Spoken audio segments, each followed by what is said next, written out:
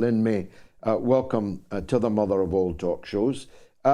Let's start with the issue of race, because I've been searching for a reason why some of the loudest voices, foghorns for freedom of speech, against snowflakery, against the cancel culture, against bannings, against no platformings, have suddenly become transmuted into some of the most savage advocates of precisely those things.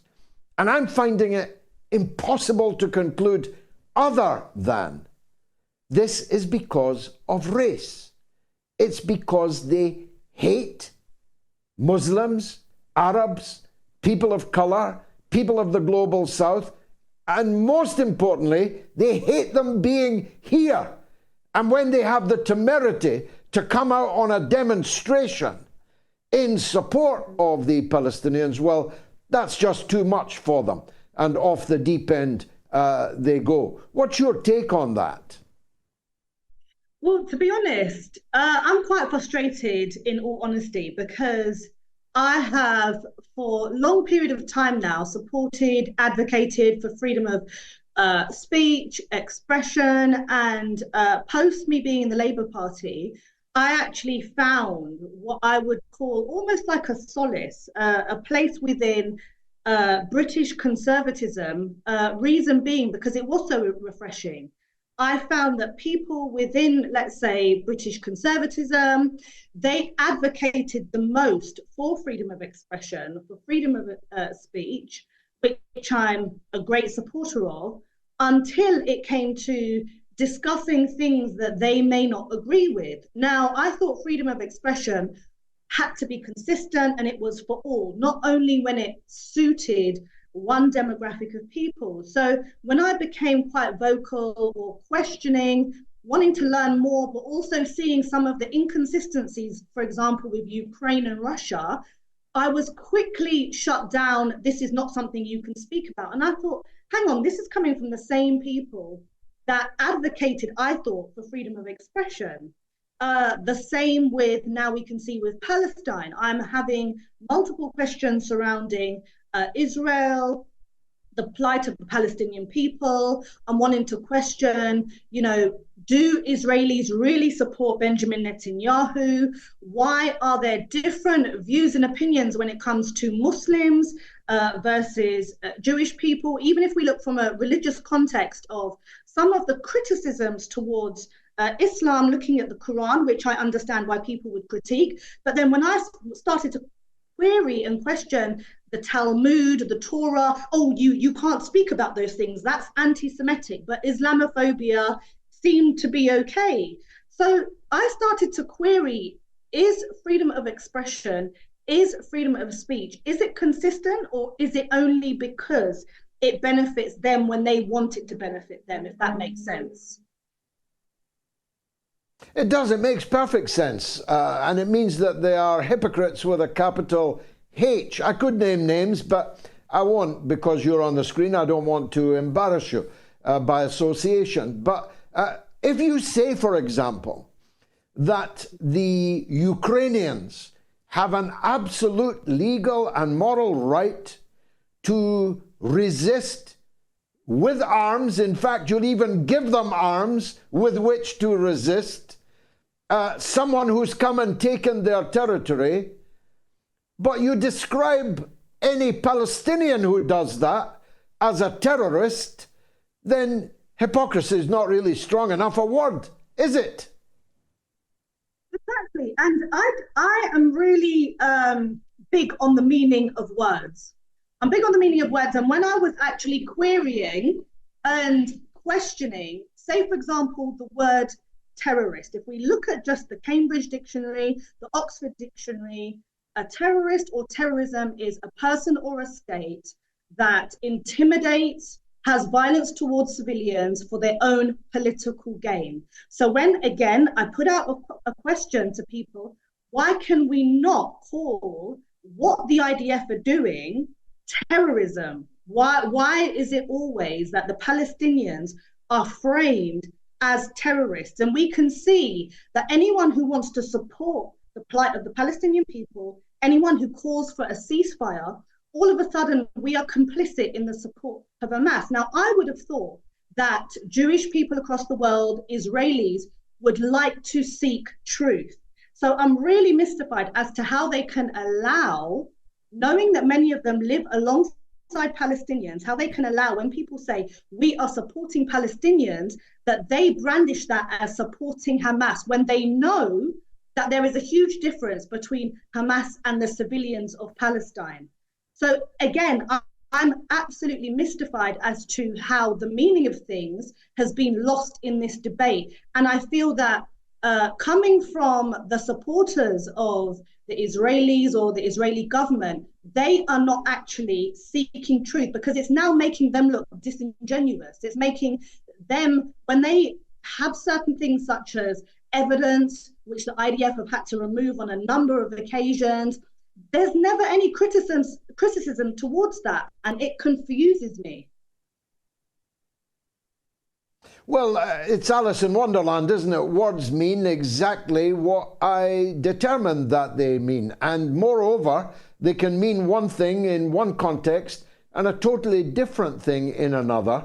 One thing at one time, but a totally different thing at another time. I said I wasn't going to name names. I'm still not. But if you look at the GB News crowd, for example, who were forever telling us that people of their political stripe were being kept off television, were being no platformed in universities, were being discriminated against, were being shut down, shut out. Conservative people, people on the political right. And calling the people who wanted to shut them down snowflakes when they said, your views are making me feel uneasy, they're frightening me. I can't let you in the university, Mr. Rees-Mogg, because I feel triggered by what I think you're going to say. They mocked mercilessly all this kind of thing, and yet they are now saying exactly those things about those on the streets protesting for Palestine. Yeah, they're absolutely prolific in using the race card. And I'll be honest, I think that racism should be called out, but I don't agree with calling everything racism, which is why sometimes I would say, come on, that's the race card. But then I also have used the race card when it comes to this idea of everything being anti-Semitic. Those same groups of people would tell groups of Black people and Asian people, oh, come on, stop being so woke, stop being so sensitive, stop using the race card. But when I saw somebody say they're scared as a blonde and blue-eyed European passing individual, to me that looks like an English individual saying she's scared to leave her house. If you were to spin that round and a Black person said that, they would be massively criticized for using the race card and for being a snowflake. Now, what do you make of the Labour Party as a former member? I was myself a former member, but that was more than 20 years ago now. I was expelled over the Iraq war, so I can scarcely remember it, to be honest. But you were more recently the Black and minority ethnic officer in the Labour Party. What do you make of a Labour Party that cannot even now bring itself to say anything meaningful to restrain Netanyahu's mass murder? I think that what Keir Starmer is doing is he's trying to, if you like, what he would deem as trying to correct the wrongs of the Corbyn era. And he's doing it to the extent of where it is no longer even making sense. He said on an LBC interview that Israel has the right, essentially, and I'm paraphrasing, to cut off water to Palestinians. Now, we know that collective punishment is an international crime. It's a war crime. So for him as a lawyer as well, to have said that because he is trying to somehow, or he's fearful of potentially the British Jewish community, to me is absolutely mind-blowing. And they haven't said anything against really Netanyahu, even though we can see in July over 500,000 people marched against Netanyahu's administration. So I don't understand why we here in Britain, as the Labour Party, can't stand up firm and say what Netanyahu is doing is wrong. That is in no way anti-Semitic. We criticize the Chinese government when we're ready. We're able to criticize the UK government. We criticize governments all the time. But when it comes to Israel, everyone must be walking on eggshells. Now, how does that apply? When I've spoken to Jacob Rees-Mogg previously, and he's absolutely huge, not just Jacob Rees-Mogg, but the Conservative Party, one of their big policies and what they stand firm on is the rule of law, which essentially means no state should be above the rule of law. But what we can see unfolding with Israel is they seem to be above the rule of law versus everybody else. Indeed. And the question is that there's no opposition to it. Governments have often been wrong, maybe usually wrong. But usually we have an opposition whose constitutional duty is to hold the government's policies to account, to subject them to scrutiny and interrogation, and if necessary, opposition. But we've now got a parliament, a one-party state in our country, two cheeks of the same arse on both sides of the chamber in the House of Commons. And that puts us in a very vulnerable position because millions of our people think that what the government and opposition are supporting is entirely wrong, but there's no reflection of it inside the parliament. That means the death of democracy. No, it does. And if we also look at what is unfolding now, as I said previously about the breaking of international law, we're only seeing it now that some politicians are starting to say, we don't agree with the settlers, in those occupied states. We don't agree with what they're doing in the West Bank.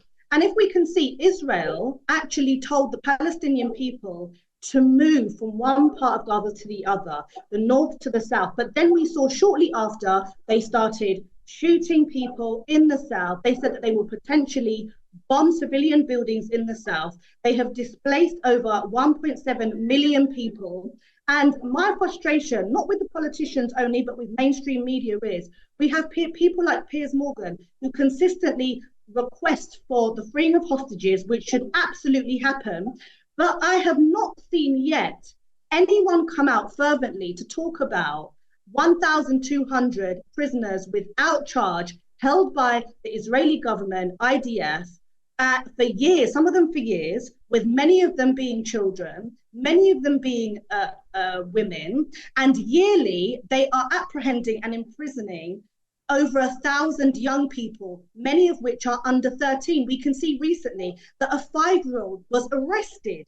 Like, how are politicians and mainstream media not even talking about a 5-year-old? We are talking about a 5-year-old who happened to throw a stone, one stone, like many of us have children that do far worse things than throw one stone, and they're being arrested under terrorist charges.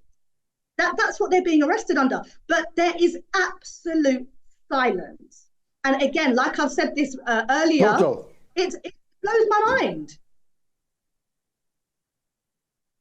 Well, look, I'll tell you what, one of the things we've learned is that Israelis are hostages, but Palestinians are prisoners, that Israelis are killed, but Palestinians die, that Israelis have children and Palestinians have teenage males rather than male children, and all the panoply of double standards, double speak. George Orwell, you should be with us at this hour.